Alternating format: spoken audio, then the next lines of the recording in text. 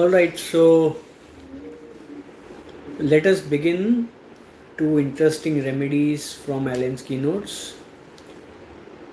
But before beginning, there is one important thing, and this important aspect is that there comes a phase in the life of a homeopath when he or she has not given a remedy ever, or has not seen that this remedy is being given to different patients for whatever conditions it is indicated. So, how will you prescribe, or how will you get the confidence to prescribe such a remedy? Number one is that you will have to study the relationships and find out from different authors why it was given, how it was given, how was it repeated. And number two is what is the sphere of action of that remedy and how it is acting on the body in the mental exertion, indisposed, or want of power to think, perfect indifference, doesn't care to do anything, inability to fix the mind on work. So you have someone who is like totally aloof, not bothered what's happening in the surroundings, who is not aware what's happening in the surroundings, and in a totally dull condition, as if he would land into coma anytime. So the person, especially in such a condition, especially the case of Baptisia, would probably fall asleep when being spoken to in the middle of his answer. So this is a very interesting, objective symptom, I would say. It's not subjective, because no patient is going to come and tell you that I was answering and I fell asleep in the middle of an answer. You will have to go and check with the relatives. You will have to go and check with the other people around. And good to see some people joining on YouTube and Instagram. Dr. Sanawar Ali, Dr. Satya Patel, Rashida Maruf, etc. etc. So, we are discussing Baptisia, and this is a remedy which you will get to know a bit from the patient's look objectively and from the relatives. There is one symptom which is about stupor. The relative will tell you that I was asking him or her, what will you have for lunch, or what will you have for dinner, or will you have something to eat or drink? And he was telling that I would like to have so and so, so and so, so and so, make like this, and he fell asleep in the middle of the answer. Or he was just talking about what happened in the school and the child fell asleep in the middle of the discussion. That's where you should think that it is Baptisia. No patient will verbally tell you that I was talking and I slept while answering, because he may probably not have the energy to discuss all the nitty-gritty things that have happened with him. You will get these things from the relatives. Objective symptoms. So when you understand, there are two things in the case: objective and subjective. In Materia Medica, when we read all the different symptoms, you will see that there is objective symptoms which you will have to observe or find out from the relatives, their observation, or from the subjective symptoms which the patients will themselves tell. And stupor is one such condition which either the relatives will tell or you will find out in the clinic while talking to the patient. If it's a small child, he will go asleep in the middle of listening something or answering something.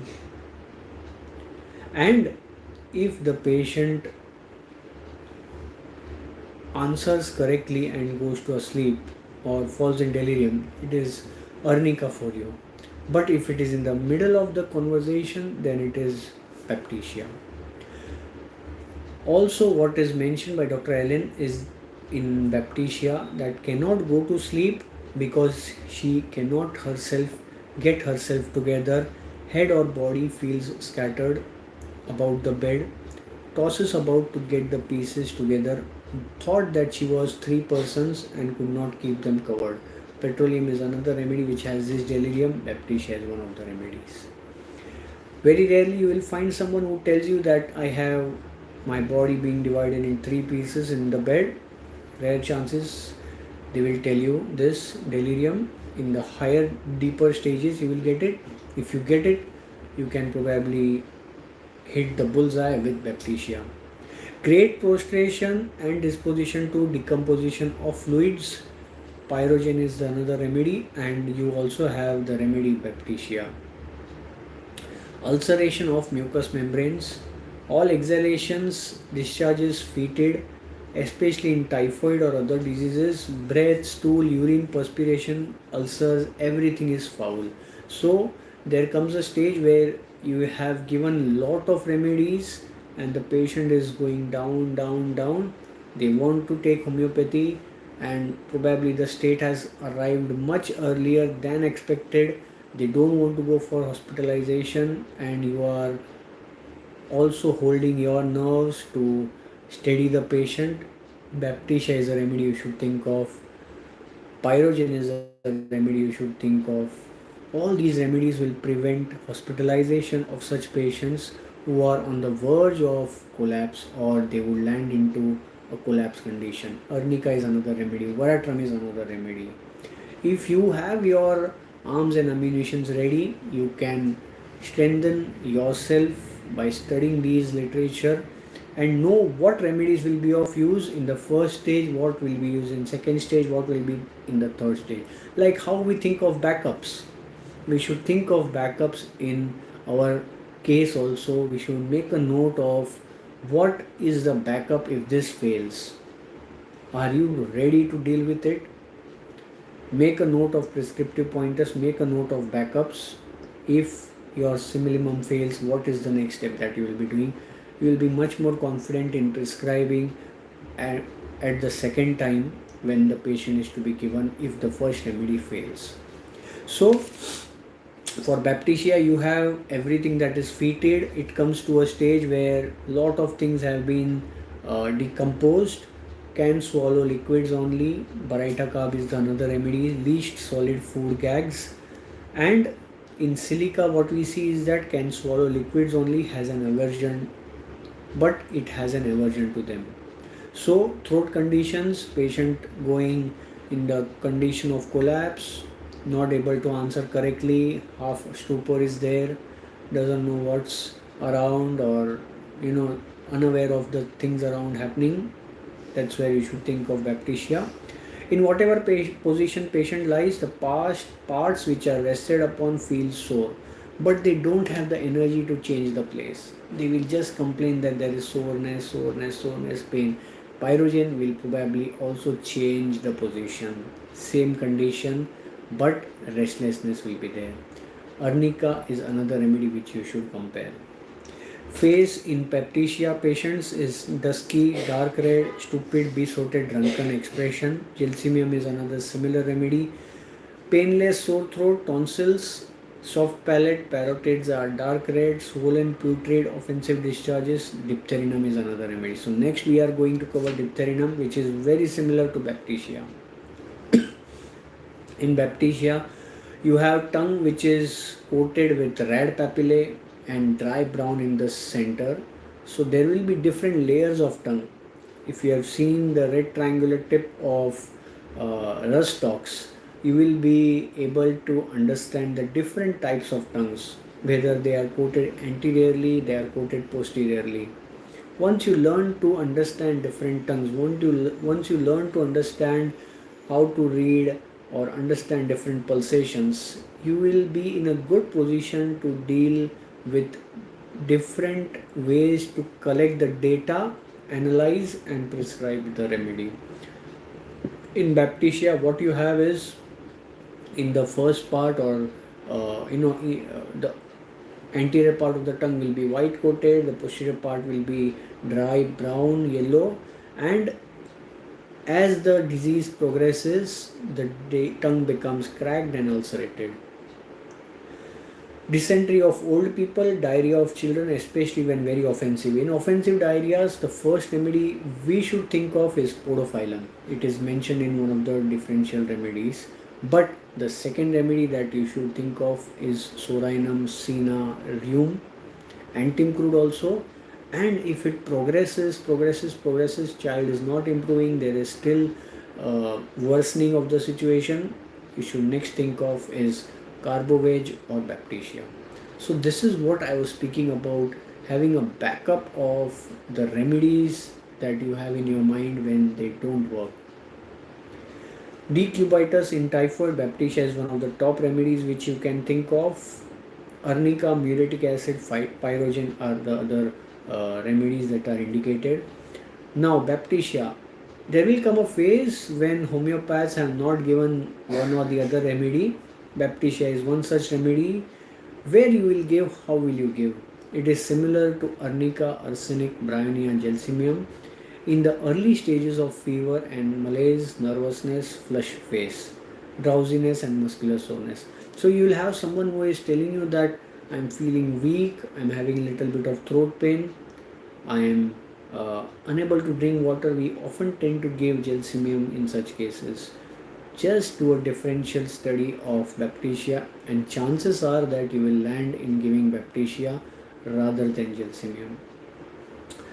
There are cases where there is profuse weakness with the general conditions of influenza, cold, cough, throat pain, and you are giving arsenic again and again and again and again because there is a lot of weakness, but patient is not improving. The next remedy to think of is Baptisia.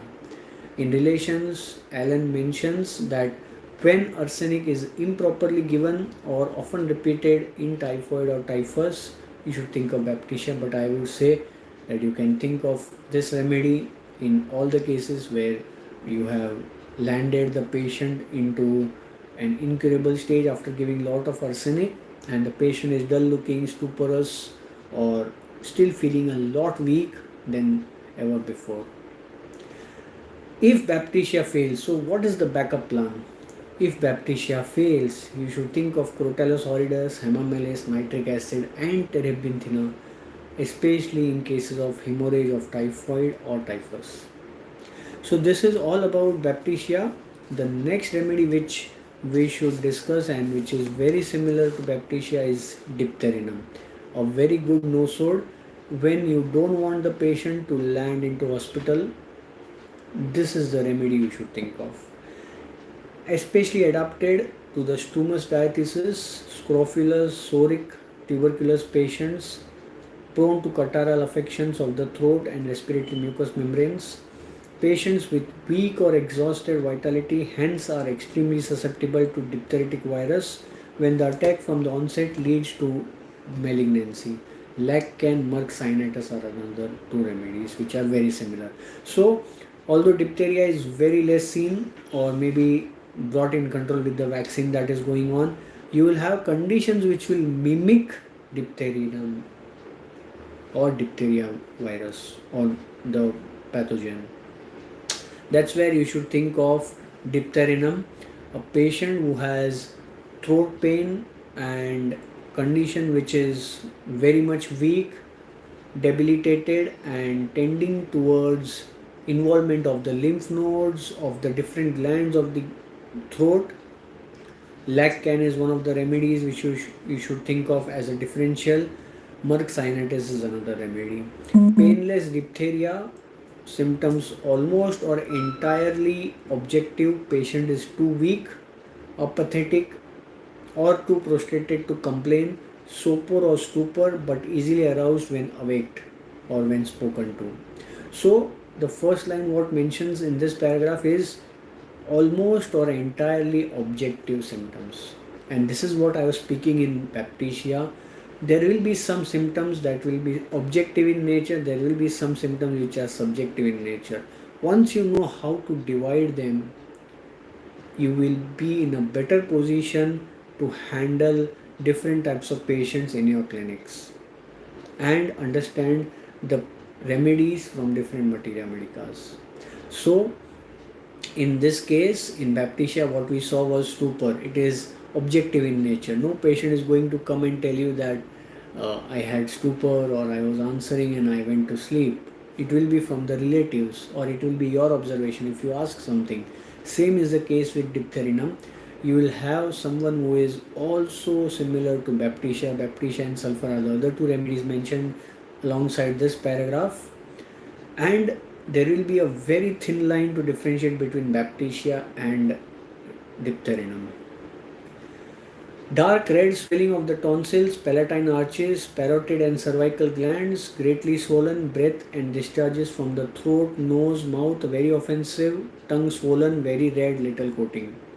Diphtheritic membrane, thick, dark grey or brownish black, temperature low or subnormal, pulse weak and rapid, extremities cold, and marked ability. Patient lies in semi-stupor condition, eyes dull and besotted.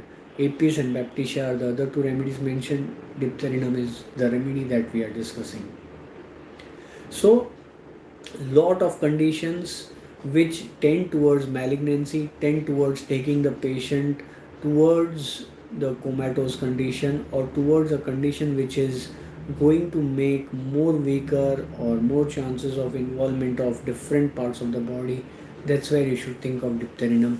Patients, when they don't improve, when you have already given lot of medicine and when you now want to give something that is kind of relieve the patient or clear up the case, a nosol will help you, ease out the pressure inside which is going on, put pressure on the disease and bring the vitality under control.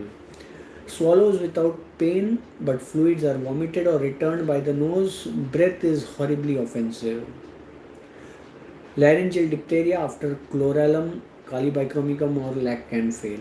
So like in Baptisia, after we have given arnica, pyrogen, arsenic and all the other remedies and we have failed, and then we land into giving Baptisia. Similarly for diptherinum, when we have given calibicromicum, when we have given laccan and still the patient is not improving, your backup plan should be to give a nosol which is diptherinum. If you have a backup plan, chances are that the patient will stick to you for a long time. Otherwise, there are chances that there will be a lapse in the treatment, and he will go to another homeopath. Next, you have is swallows without pain, but fluids are vomited or returned by the nose. Breath is horribly offensive.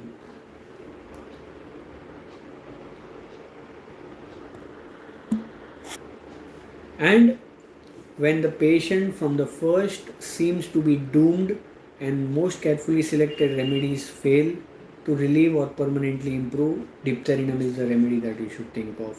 There are chances that this observation by the physician will come at a later stage, but once you see patients and patients and patients, you will know that this patient is going towards the downside and I need to give him something which is of a deeper nature.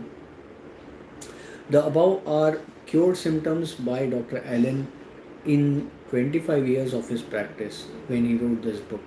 So it is much more validated that we give diptherinum as a medicine to patients who have been failed on Laccan, who have been failed on Apis, who have been failed on Baptisia or Merxol or Merck Sinitus or something which is malignant in nature.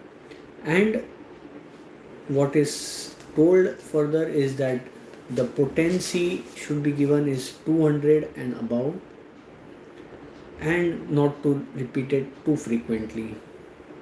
So if you know when to give which remedy, if you know what is the backup plan in different cases, you will develop a technique which is infallible, you will develop a technique which is beyond impenetrable, and you will develop a technique which will make the patient stick to you in whatever circumstances.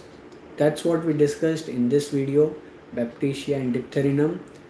Chances are many homeopaths have not given this remedy, but if you develop a technique to understand objective and subjective symptoms, you will probably uh, get more confidence, more teeth to prescribe these remedies. So, we continue today's discussion on Allen's keynote study streak further in the upcoming days, and that's what we are here to share some more details and give everyone the benefit of it.